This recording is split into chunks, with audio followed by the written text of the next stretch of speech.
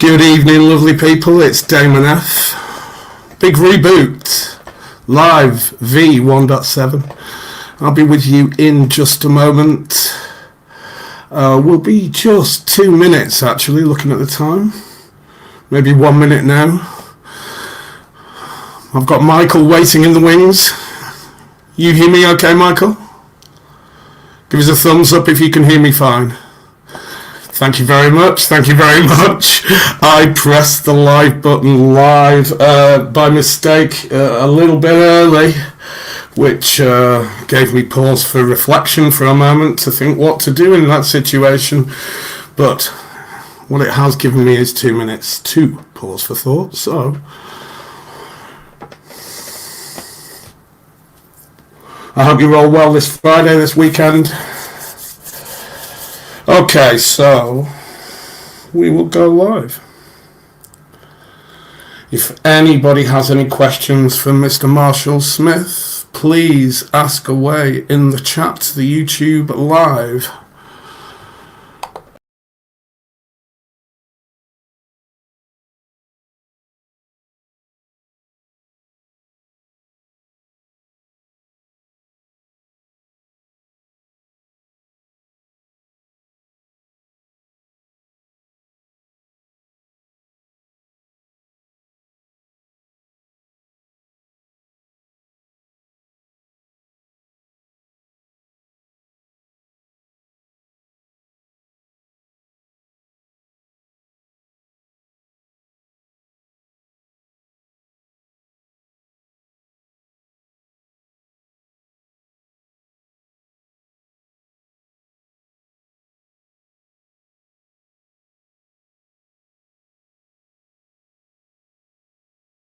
After the stream again, let's take this branding off and unhide myself. Good evening, ladies and gentlemen. It is damonf live on the Big Reboot v1.7. Welcome one, welcome all.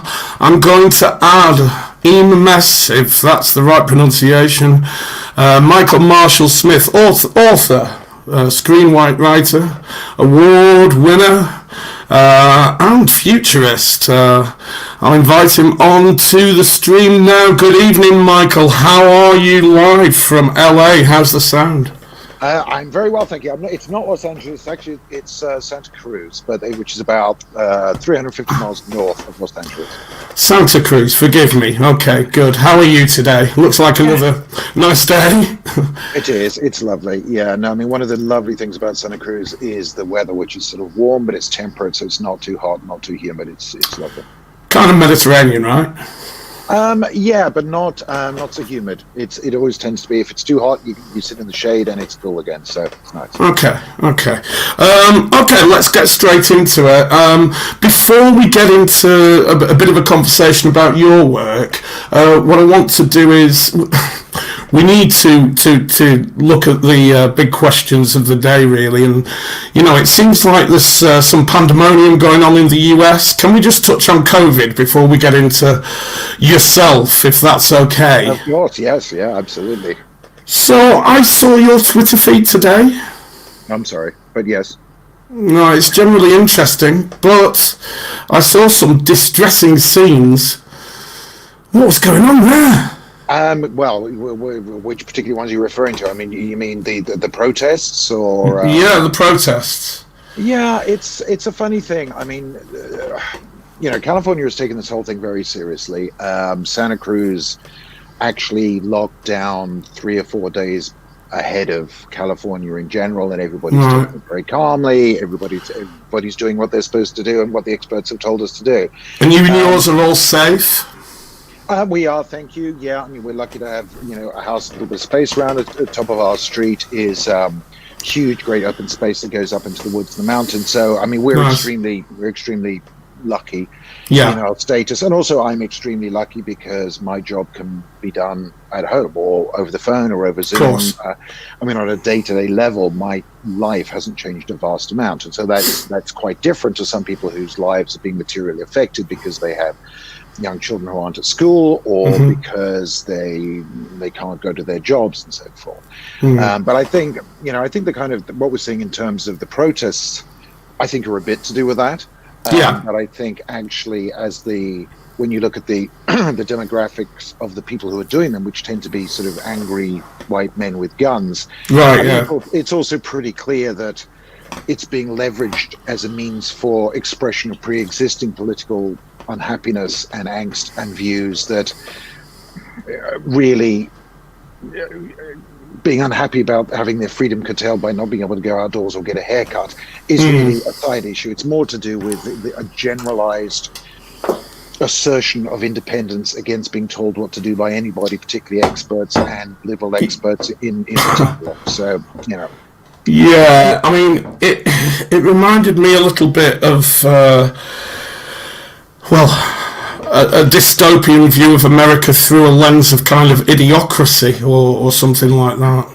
Well, I'm not going to say that's not true, but I think what you also have to remember is that, it's always instructive when one of the news sources actually pulls back from these crowds, because when you see one of these things, man shouting at man, it looks like it's a huge, intense moment, but you pull back and you realize that actually these people could fill a bar barely and still have space for social distancing. There's not that actually many of them, but the news is drawn to extremity, to conflict, and so it feels that it has to cover these things, whereas actually as a percentage of people, most people here are keeping on.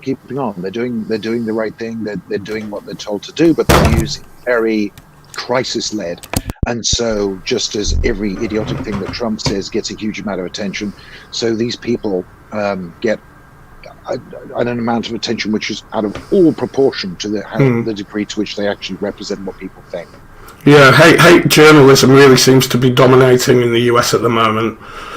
And, Trump thrives on it, and the journalists thrive on it too, because it just increases their revenue, doesn't it, sadly?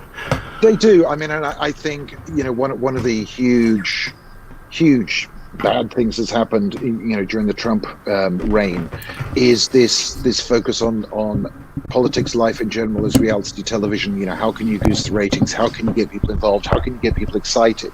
Yeah. And Trump, I think Trump is functionally an idiot, but I think he's also very cunning. He has a kind of feral cunning, an understanding of what works.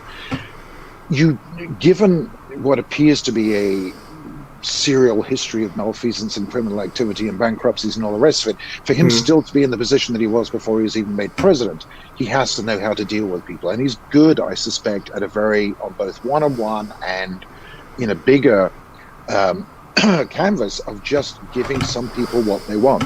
And the news responds to that. People respond to it. It's big, it's exciting stories. I mean, if you imagine what it would be like if Hillary Clinton were president, we'd go whole days or weeks without really caring very much. And that's not as exciting. It doesn't sell newspapers and it doesn't drive clicks on websites. So yeah, I think there's a degree to which and it's not just the media, it's us too. There's, I noticed the day after Trump stopped doing these ludicrous virus press releases that Twitter felt very quiet and listless. Yeah. Partly because it's been weeks and we've all got quarantine fever and a bit sort of like, what week is it now? But partly also because it just drives a level of engagement. And I tell you, when we eventually have a regime change, there's going to be a weird period afterwards, which is going to feel extremely anticlimactic. There's nothing to shout about. There's nothing to reaffirm our views, and it's going to feel strange. Well, the alternative, Joe Biden, seems to be as equally as a scary prospect right now. Sorry, what does? The alternative, Joe Biden. I don't find Joe Biden a scary prospect at all. You don't? I don't know. I mean, what scares you about him? His meandering mind and his somewhat checkered past. Well, let's deal with those separately. One, his meandering mind. I don't think anybody would claim that Joe Biden is as sharp as he was 20 years ago. On the other hand, we're in a binary choice here. So let's compare Joe Biden and his mental capacity to Donald Trump and his mental capacity. We're less than a week out of Donald Trump seriously suggesting on musing that people might want to inject bleach as a way of dealing with the virus. So, there's someone whose capacity may not be 100%, and there's a fucking idiot. Right. So it's not a hard choice from that point of view. Also, I think Joe Biden is a career public servant. I think he has demonstrated over the last 40 years that he cares a great deal about America and he knows how to work the political system. I think his VP choice will be extremely interesting. I have no doubt that he will gather some good people around him, and also that team will be more progressive than a lot of people fear. So from that point of view, I'm not particularly worried about it. I'm also, and this is an extremely contentious issue and one that's sort of all over Twitter and various other social media today, the Tara Reid allegations, which seems to be the main thing on which this is being hung. I have very, very serious issues with the credibility, both of the allegations themselves and also the motivation of the people who are pushing that narrative. So, well, it's 26 years ago, right? So that's right, 26 years, isn't it? 26, 27 years, but I mean, however long ago it was, if it really happened, it still happened, and that's still a thing. And there should be no statute of limitations, because if a woman or a man, because it happens to men too, but it's predominantly women, suffer a sexual assault, the fact that it was 27 years ago will not stop that still affecting them in very deep ways that will affect them every moment of the day. So one can't dismiss an allegation purely on the basis of how long ago that it happened. But there are a wide variety of other issues to do with the allegation, including her explicitly tweeting that she's waiting for the timing for and so on. But it's, we could argue all day about this, but I think what concerns me is that whenever I see both the right and the far left hammering on something, it's pretty much always for political reasons, not to do with the truth, and certainly not to do with looking after the rights or needs of victims of sexual assault. Yeah, right. I mean, it seems to me that looking through the prism of the lens through the UK, and from the UK anyway, that the far left is becoming, or has become over time, as equally a big problem as the right in the US.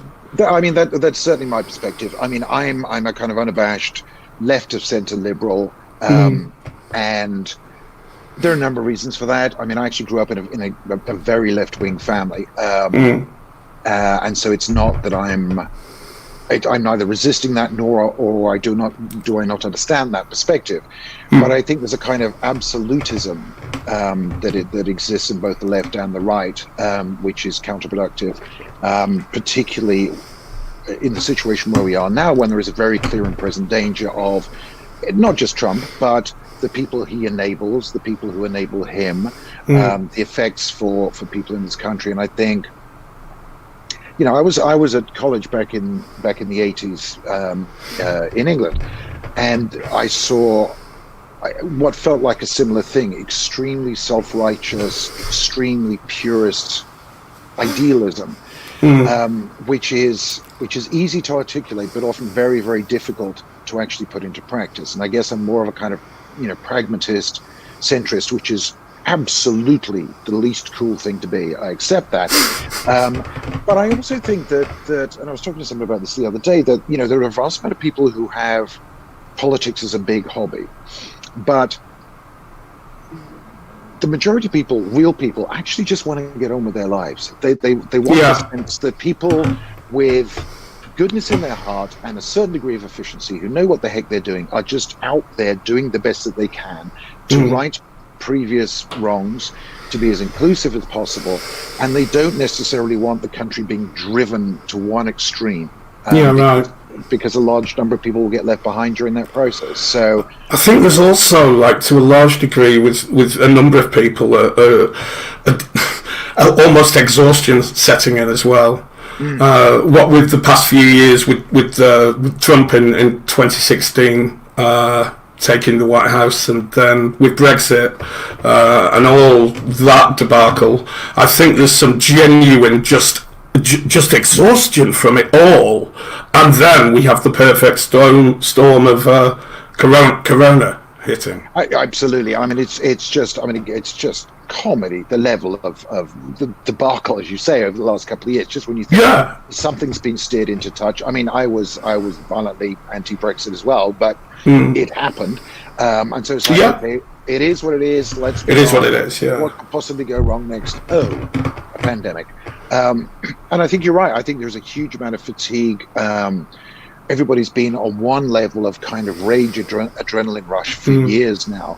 And I think one of the problems is that, and this is simplistic, but I think there's a degree of truth in it, the right tends to be quite monolithic, whereas the left has a tendency to splinter itself into factions of particular types of any issue. There'll be two or three ways of looking at it if you want to dive that deep into it. Very often the left, and I'm including liberals in this, will tend to fracture over those things and start internecine battling with each other, whereas the right will say, well, we hate all of you guys, so we're just going to plow a straight line. And I think that's one of the things that frustrates me about the stuff that's happening at the moment. I would have hoped that we could have got to a point where we're the presumptive nominee or an actual nominee for the Democrats. We could just say, okay, you know what? It's us versus them this time. It is binary. Who are you going to vote for? Are you going to go vote for Trump, or are you going to go vote for Biden? Let's go do this, rather than get lost in this kind of stuff that's going on at the moment. So how do you think it's going to go? How do I think it's going to go? I think it's going to be, honestly, right now, I couldn't pull it. I don't think I think it's probably 50-50 at the moment. Because of the issues that I've just raised in terms of divisions within the left, because Trump and his familiars cheated last time. They're already cheating now. They're going to cheat again. I honestly don't know. I don't know, but I think at the moment it's in the balance, which is why I would hope that we could all try and sort of say, let's have arguments about precisely what kind of progressive policies we'd like when we're in a position to do something about them. But for the time being, it's us, them. Let's get this done. Yeah. Okay. I mean, you live in the States now. Obviously, you come from the UK originally. So let's. Sorry, go on. I was just going to say semi-original. I was born in the UK, but my father's an academic, so we moved to America when I was 1 year old. 1 years old. 1 year old. I don't know. When I was one of them. Yeah. So we lived there until I was for 7 years. Then we moved to South Africa for a year. And then we moved to Australia for a year. And then we moved back to the UK. So kind of early years we're here in the States, and we've now been back here for, I think it's 8 years. Okay. I guess you still keep an eye on the UK then, do you? I do. I mean, I kind of. There's so much news here. It's like it's overwhelming, right? It's like I am full of news. I have no more capacity to take on news. My try. wife is much more tuned into the UK. She listens to radio for the whole time. She's that stuff. She's my UK correspondent. I'm just going to go through a few bullet points because we're on UK as well, obviously. So I'll just go over a few bullet points of what's happening in the news today, and obviously pitch in where and when you feel you want to. 2 days ago, there have been 118,000 and odd tests. There were 122,000 COVID-19 tests yesterday. So the UK hit its daily target for the first time, which our government said would happen by the end of March. 177,454 positive, with 15,000 in hospital. Over 27,000 have died up to today, and that's on the new 7-day averaging. Now Boris said that we'd passed the peak yesterday on his return, and over 600 died yesterday, and yet 739 died today. So it doesn't seem like we're past the peak. No, and I think the problem is that politicians are not the people they don't know. I mean, they're the people who get shoved out very often. Someone like Boris, who I have to admit I don't have a lot of time for. He's a cheerleader. He's someone who bumbles along and says, "Oh, it'll all be fine. We'll get this sorted. Oh, it's fantastic." I mean, that's basically his role. And I think one of the reasons why he's now prime minister is he came in on the back of Brexit and he was sort of shoved out and say, "Okay, well, you kind of started this, so it's your job to cheer everybody up." Last thing he was expecting was a pandemic to come lurching over the hill, take him down for a while. These people are just they're not qualified. And the one thing I don't. I mean, I'm a pretty aggressive personal bloke who'll blame anybody for anything, but politicians are struggling with this. I kind of don't blame them for, because it's an exceptional circumstance. It's not something they're expert in.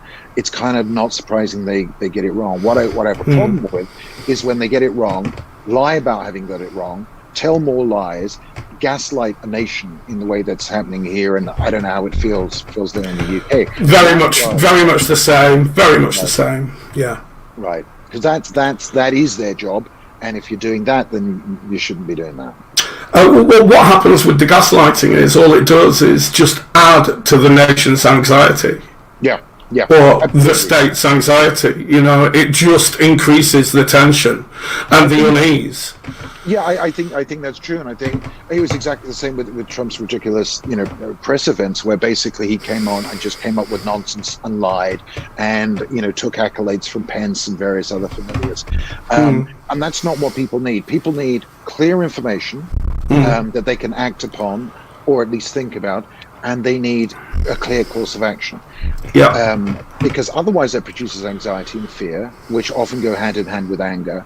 And that leads to things like Michigan. It also leads to people being more open to things like conspiracy theories, because if you don't have an answer, human beings hate randomness. They hate the sense that they simply don't understand. And they will reach for the nearest thing that makes them feel that they understand, even if it's clearly bollocks.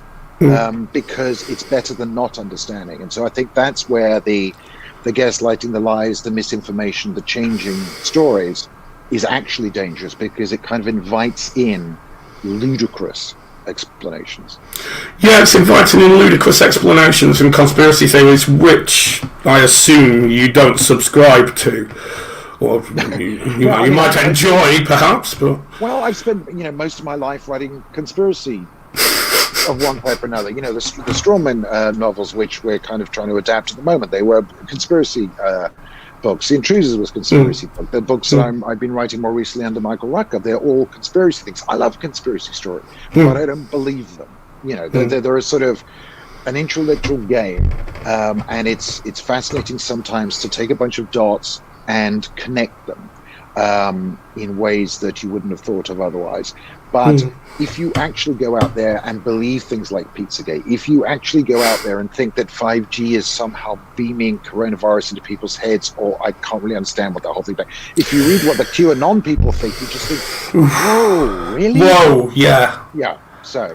Yeah, that really goes into crazy stuff. I had a little bit of a noodle around in that, and a friend of mine was posting a lot of it on social media, which became gradually more and more disturbing, because why are they reposting this? Well, unfortunately, they believe in it, and that's a friend, and at that point you start to wonder what really is going on in people's reality here.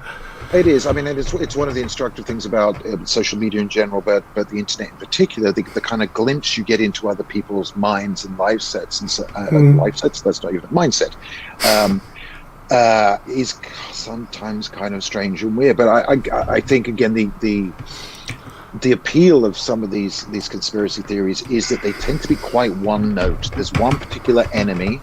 And there may be some. It's like a kind of epic fantasy novel where there are the bad people from over the mountain, and we must combat them. And they're almost expecting to level up. Yeah, exactly. But it's a simple set of rules and interactions which make things easier, and there's a kind of fascination to it. It becomes a hobby, and once you're immersed in it for a certain length of time, you become somewhat expert in it. You then start to get a kind of pleasure reaction where you think, well, I know about this stuff. Actually, I'm becoming kind of an expert on how there's lizards running a pizza factory underneath whatever, and just so it's dangerous from that point of view. Very dangerous. Yeah, very much so. Very much so. Okay, we almost segued into you earlier on, so let's now segue into you a bit more indelicately. Can we go back to the start and only forward? Yes, by all means. Is that okay? I'm sure that's where many of your readers began. Right. Definitely was. A lot of them still are, to be absolutely honest. But yeah, no, I mean, only forward is Well, I mean, particularly, it helped me. It was a life survival guide almost. You know, it helped me through mental illness, honestly, and things like PTSD at several points in my life when I've read it. And you know that convergence of sci-fi and hard-boiled, like kind of detective noir, and multiple realities is just a different, fascinating, beautiful read every time. And, you know, it rightfully won awards.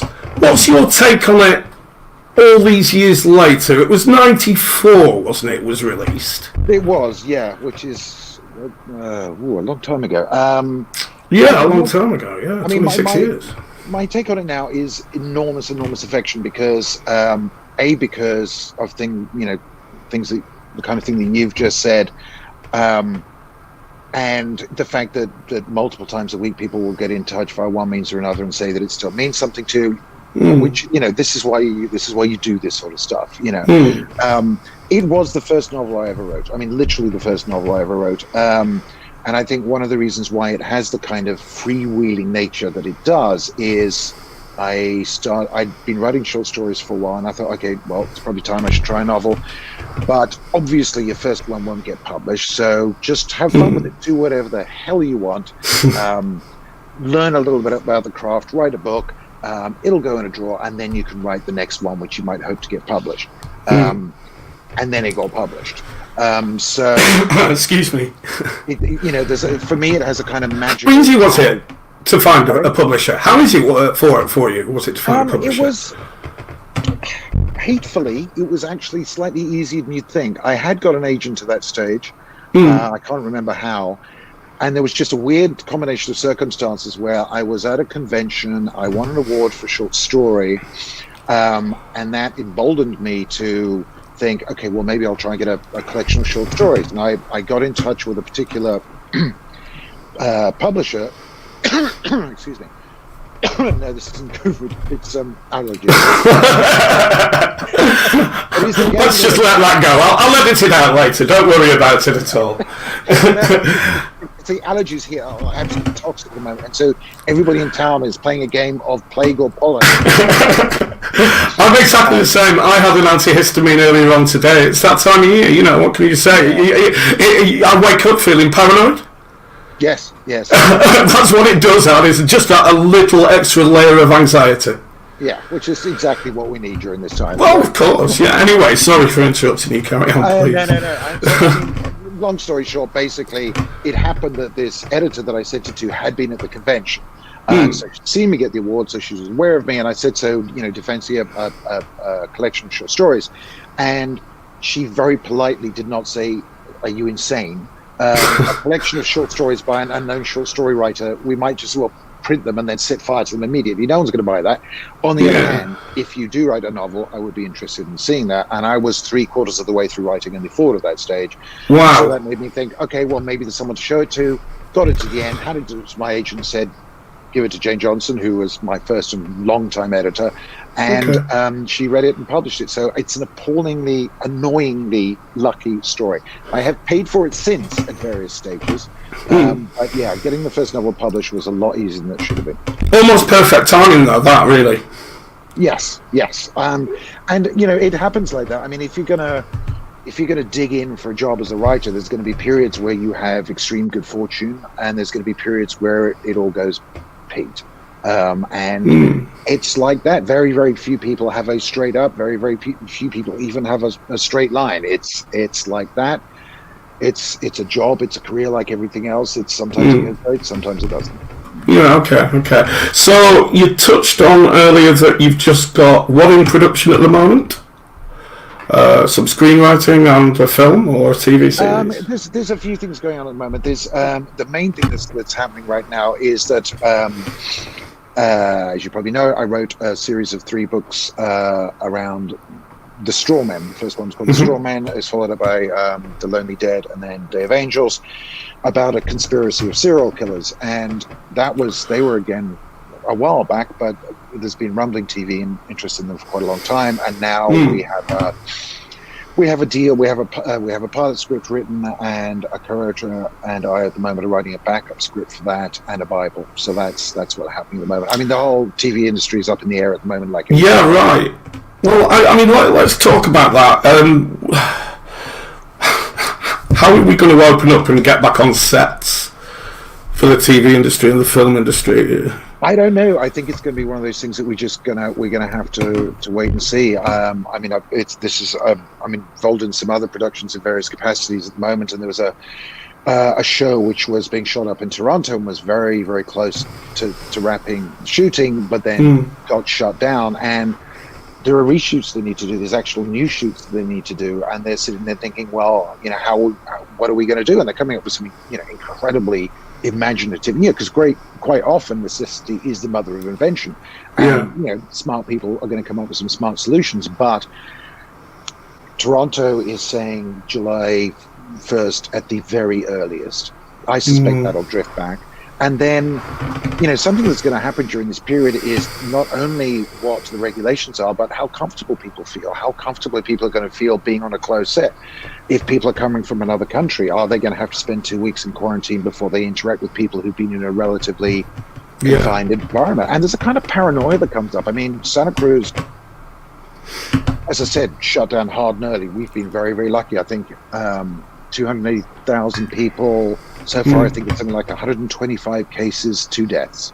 Okay, that's which is very lucky. Yeah, very low.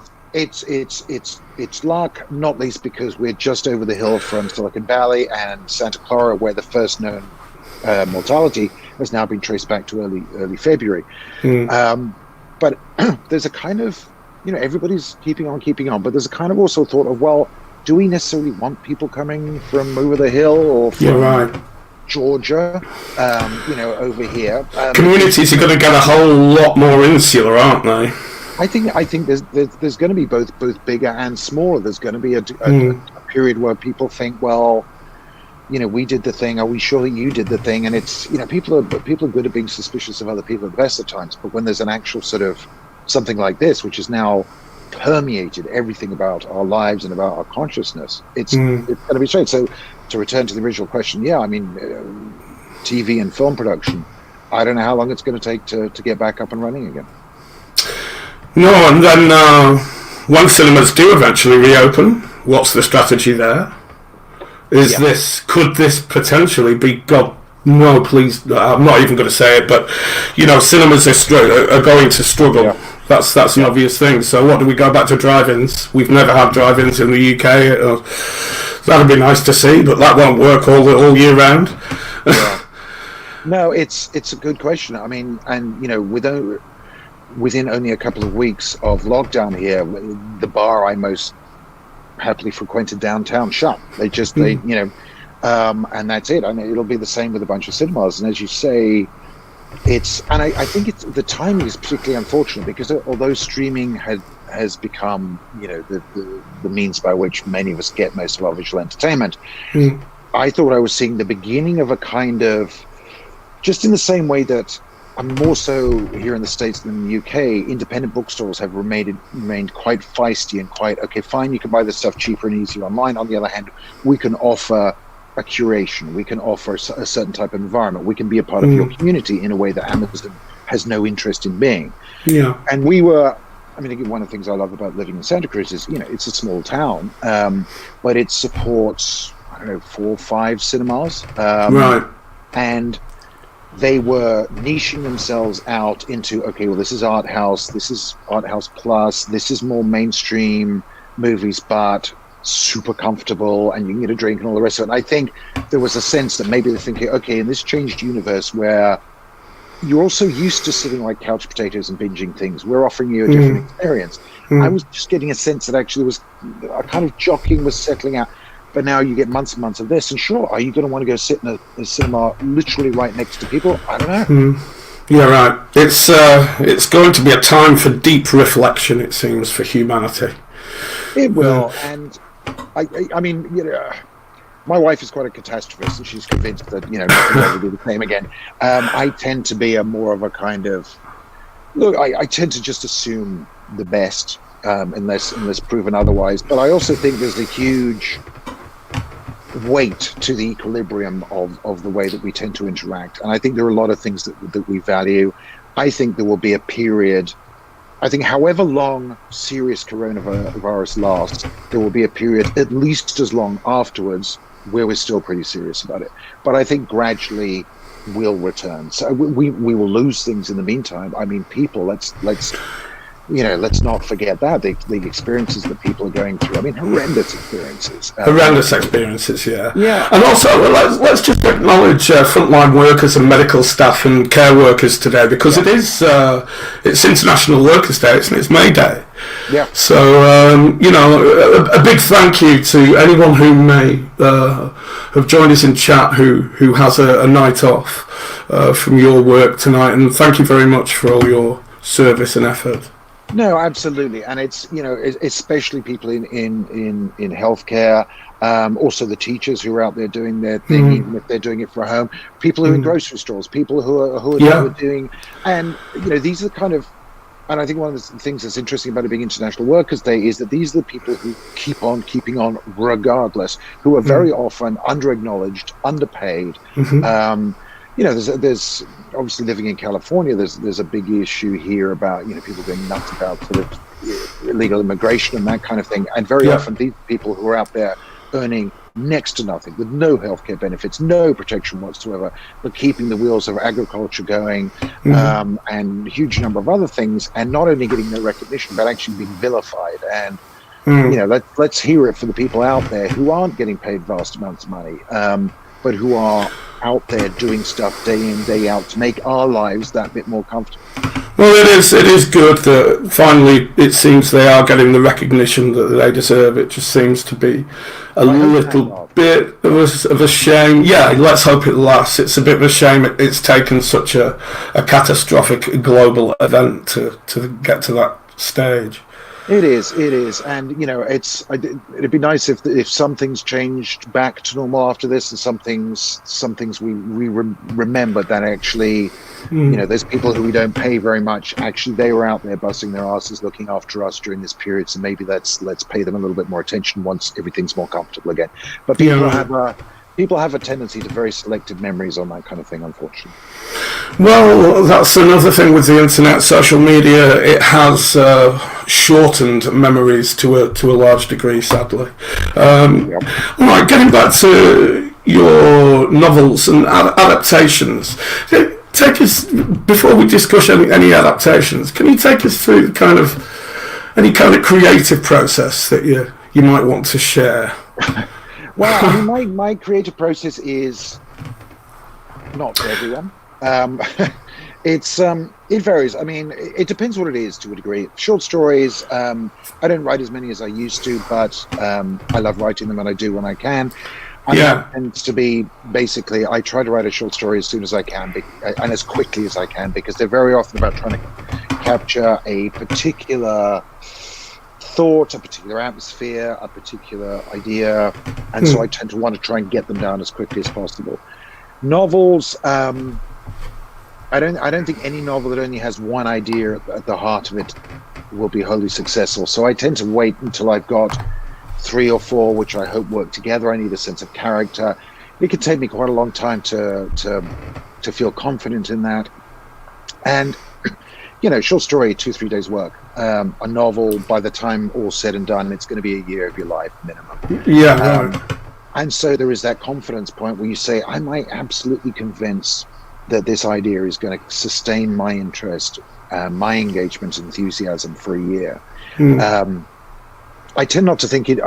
Lamentably little do I think, is this a good idea from a career point of view, or will this help in any kind of progression? I tend to think, does this engage me? Can I try to make something interesting out of this? Does this feel like the next thing I want to do? Doesn't that have to be the source of any creative endeavor, your own lust for the project? I think there's a balance, and I think different writers approach it in different ways. There are there are people who are absolute artistes, and it has to be only what they think, even if it's absolutely unmarketable and uncommercial. And there are people who are a little bit more pulp-like in their sensibilities. It's like, okay, I'm going to set up my detective with his or hers range of dysfunction, and I'm going to write 15 of these fuckers. Both are equally as worthy, right? Yeah, absolutely. I mean, it's, you know, writing is a job, and anyone out there who sees any kind of creative endeavor as somehow better or different than any other job is A, wrong, B, going to have a rude awakening as the years go by, because there's discipline involved. There's days where you'd rather be doing literally anything else, and showing up every day is the basis of basically every job, and it's no different when it comes to writing. Yeah, right. It's work. So what do you do? Do you get yourself up at like 5 a.m. and then hit the typewriter, or what? I have a fairly set schedule. I'll get to my desk about 8:45. I'll do emails. I'll hope to be turning to whatever the work in progress is at about 9:30. I will stay there till about 5. What I've learned over time is that there are days when you can write and there are days when you can't write, and what you want to do is to have more of the former than the latter, otherwise it won't be going anywhere. But there is absolutely no point sitting there and thinking, I've got to write, because you will get yourself bored, you'll get yourself annoyed, you'll go back and you'll overwork what you've done beforehand. I mean, something I don't particularly suffer from anymore is writer's block, because I kind of reframed it for myself in terms of, I mean, all writers suffer to one degree or another from time to time, and it tends to manifest as a kind of, I can't write, I'm useless, I can never write, this is all shit. But the thing is, obviously you do want to write, otherwise you wouldn't be sitting there trying to write.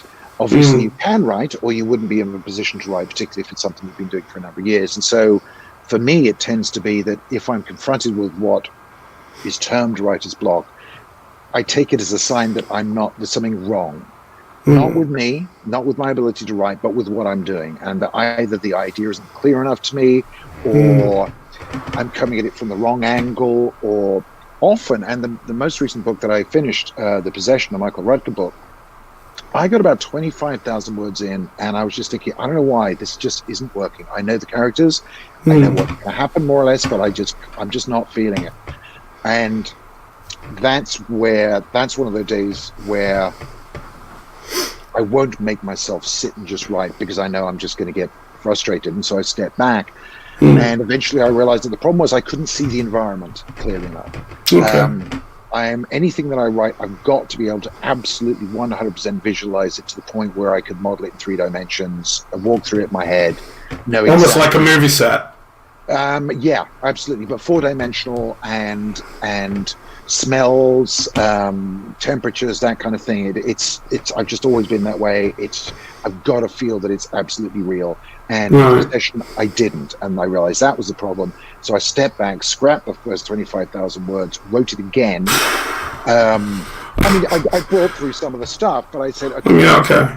The character's fine, story's fine, the place is right. So I reinvented the place and then redid it, and then off I went. So when you talk about process, I think that's one of the things that is almost more important than, do you use a red pencil, or what time do you do it, or, do you have to be standing up? I think it's over time coming to learn how because being any kind of creative, or doing any kind of job really, it's almost like you've got an internal staff. You've got to learn which bit of your head is good at doing this, which bit of your head is crap at doing that, or will be good if you give them the right kind of incentive.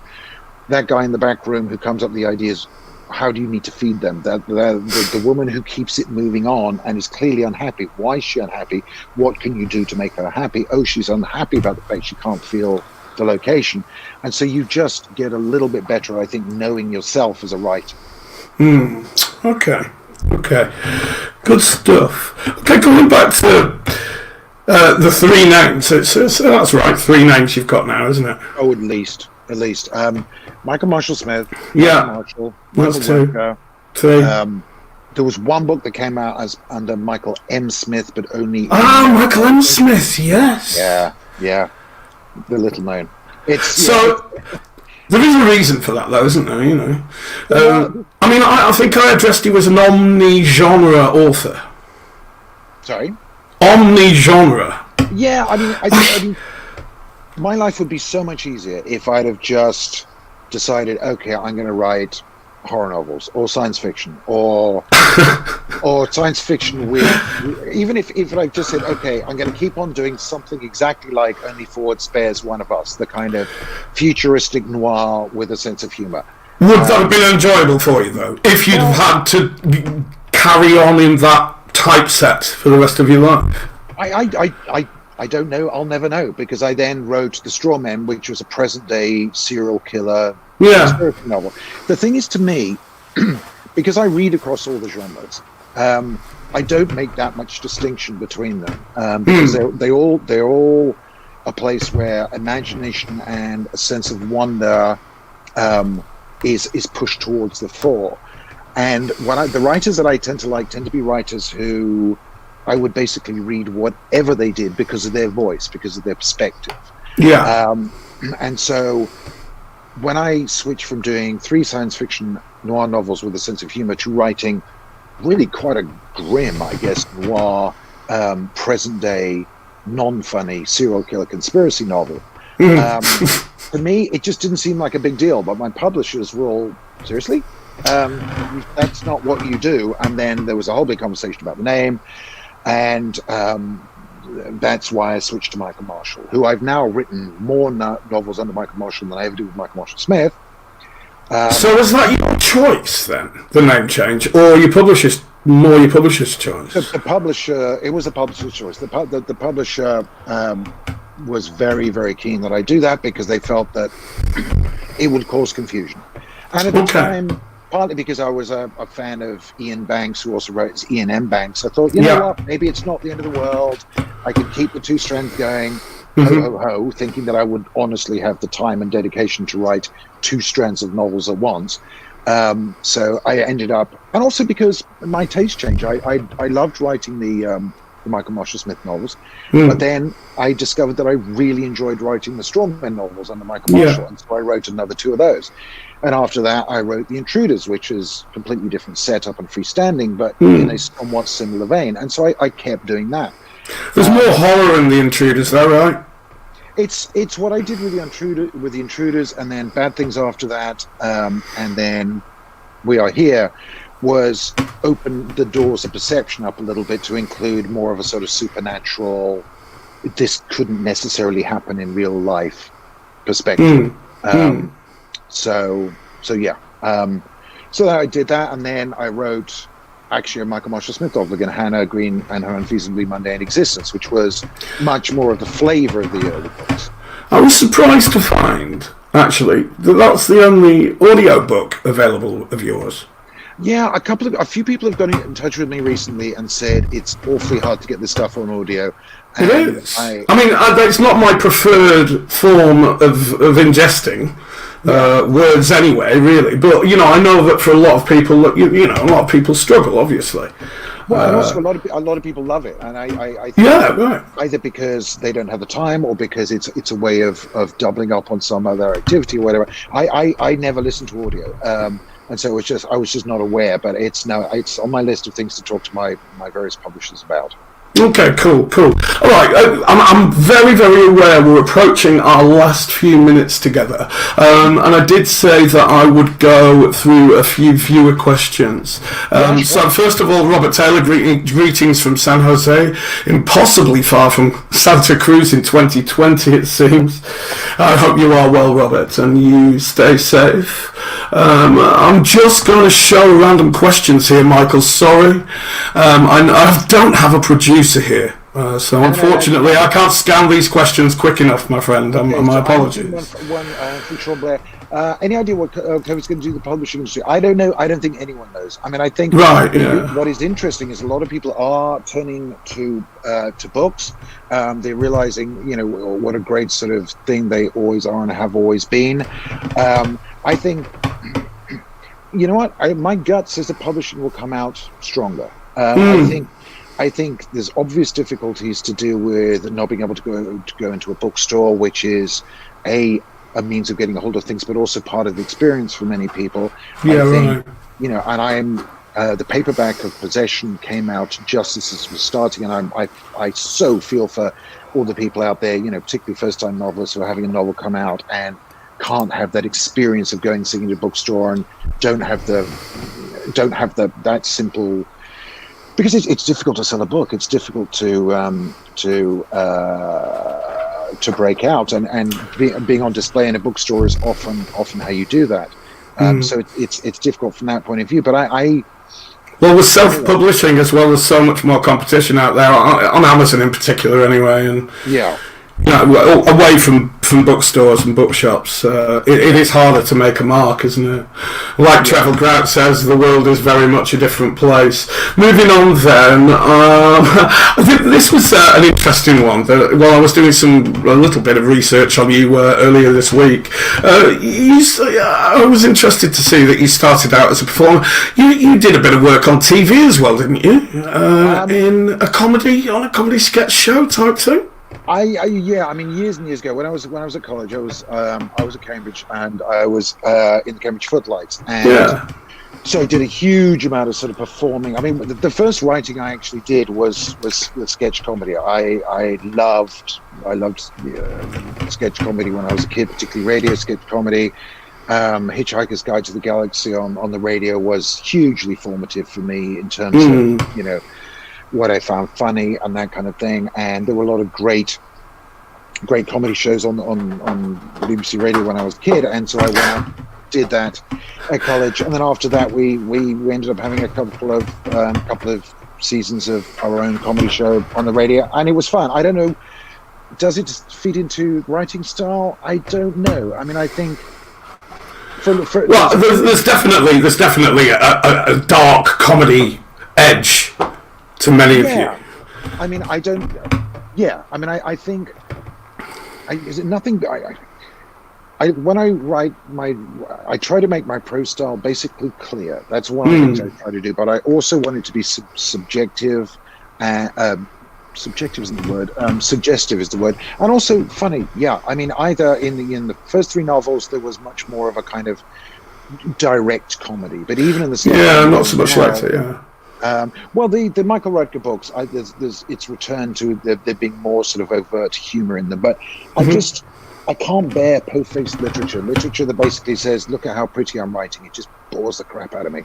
I think one of the things that humans tend to do in any circumstance, in pandemics, at funerals, people will joke. They'll try to see the lighter side of things because it's one way of taking control of circumstances, and it's just pleasurable. And so that's maybe I just firmly believe that there's always some way of bringing a levity to the subject. I hope so. Any way that we can get our pleasure sensors working on overtime is going to help humanity pick up and work itself through some of this, potential PTSD that I guess many people in society may start dealing with shortly or now. I think that's very true, and I think what will be interesting is, and this slightly relates back to the previous question about publishing, what I don't think anybody knows right now, but I'm sure huge amounts of people are spending a lot of time discussing and trying to second guess, is what kind of entertainment people are going to want afterwards. Yeah, right. I mean, one of the I found the first month of lockdown actually very, very productive, and I ended up writing 2 separate TV pilots, which I'd had kicking around in my head for ages, and I just said, okay, now let's do this now. In a month? Yeah. So how many pages is this treatment like that? Well, I mean, these were scripts. They're 53, 54 page scripts. Okay. To be fair, I had at least beat lists, and I think one of them I had an outline, so I wasn't going fully from scratch. Okay. And when I'm actually working, it can sometimes take me a long time to gear up to working, but when I'm writing, I write fast. Right.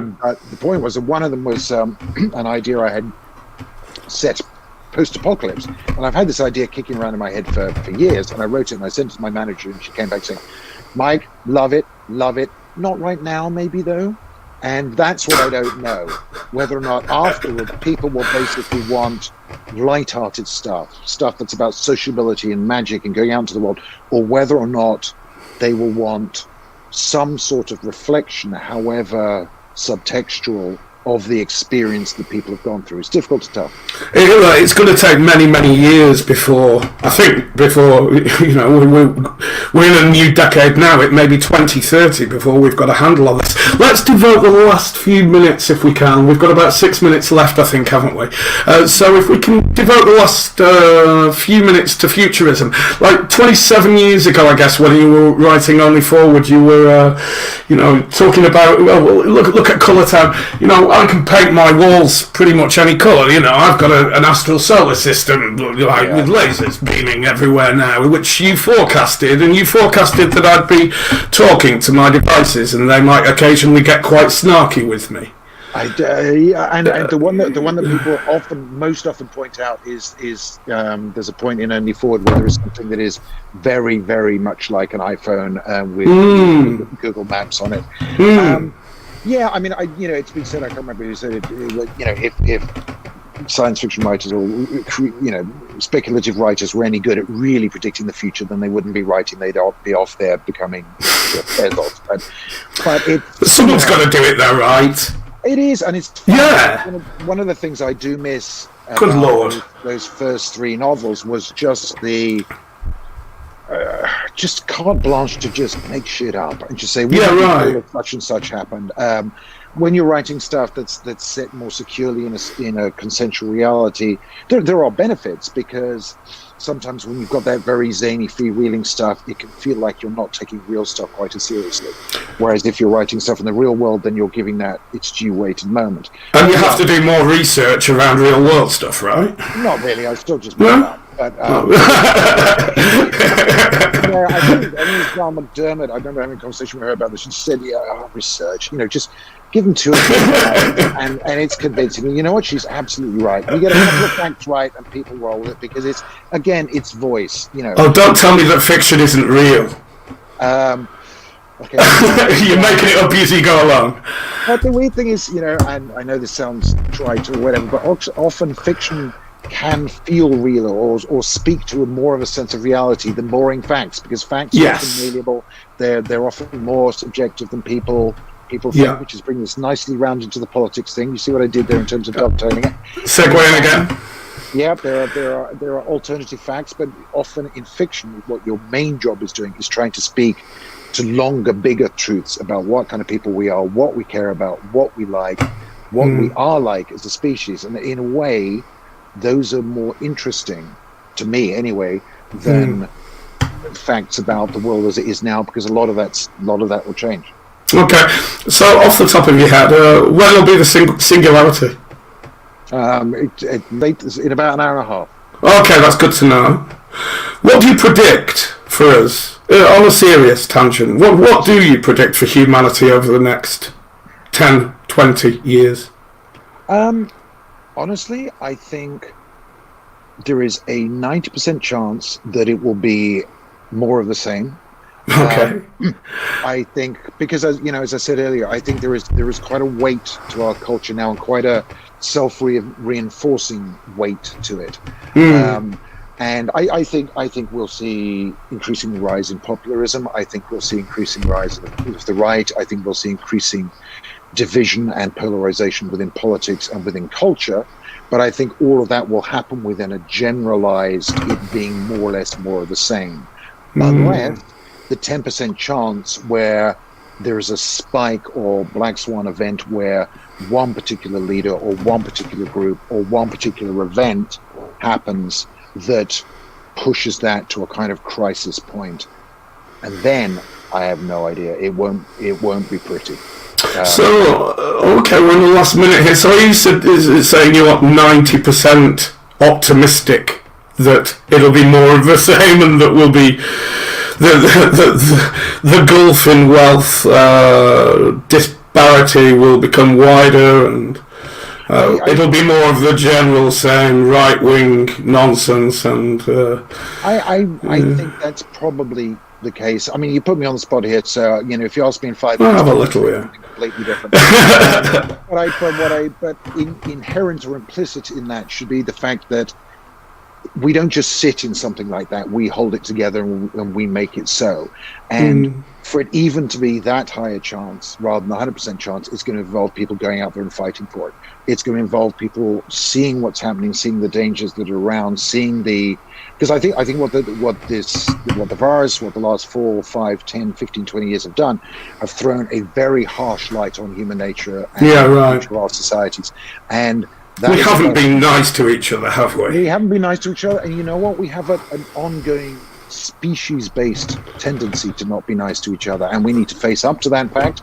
And we need to every day go out and do what we can for the people who are naturally disadvantaged by history, by society, by gender, by culture. Because when I say 90% chance of it staying there, that's if we fight for it. We can't just sit with our arms back and think, oh, we'll be fine. It's like, no, we've got to go out and vote. We've actually got to pay attention to the people. Engage. And pay attention to the people, as you rightly highlight, in our cultures who are out there doing jobs, getting underpaid for it, not getting enough attention. Pay attention to the races and the genders that have received thoughtless inequality for generations. We've got to go out and grab that stuff, or it could get worse because of the other pressures going on. So that's not a complacent 90%. That's a 90% is there to fight for. Well, it's the old adage that, if you want to work for something, it takes bloody hard work. Yeah. You know yourself. You've published many novels. You're a screenwriter. You've not got there by being idle. You've worked very, very hard for it, and it seems humanity is now at a tipping point where if we want things to change for the positive, then we have to just work a little bit harder together.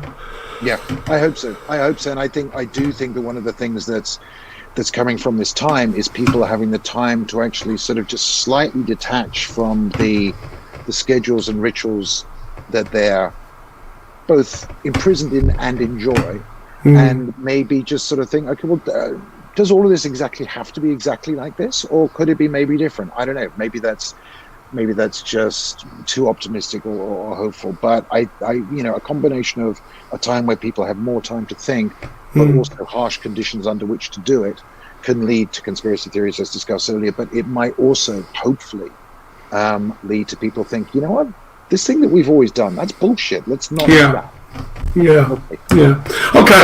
Let's end on the let's not do that bullshit. Hopeful, optimistic note tonight. My hour is up. I wish it was another 1 or 2. Mr. Marshall Smith, if you did enjoy it, sir, please come on and be a guest again at some point in the future. And thank you very, very much. It's been an absolute pleasure writing to you backwards and forwards about getting this together over the last few weeks. It's taken some working out, obviously being different time zones and very, very busy. So thank you so much for joining me and the viewers this evening on The Big Reboot. Oh, thank you. It's been an absolute pleasure. Thank you for having me. Hey, great. Mr. Michael Marshall Smith, thank you again. I will take you off the screen and remove your microphone. Thank you very much, ladies and gentlemen, for joining myself, Damon F, and Michael Marshall Smith on The Big Reboot v1.7. I'll be back with more guests next week, probably Monday, Wednesday, Friday, around the same time, between 6 and 10 p.m. at some point. I will say adieu for now, though. Thank you again, Michael, for joining me this evening, and thank you everyone for watching. Hope to see you soon. Bye for now.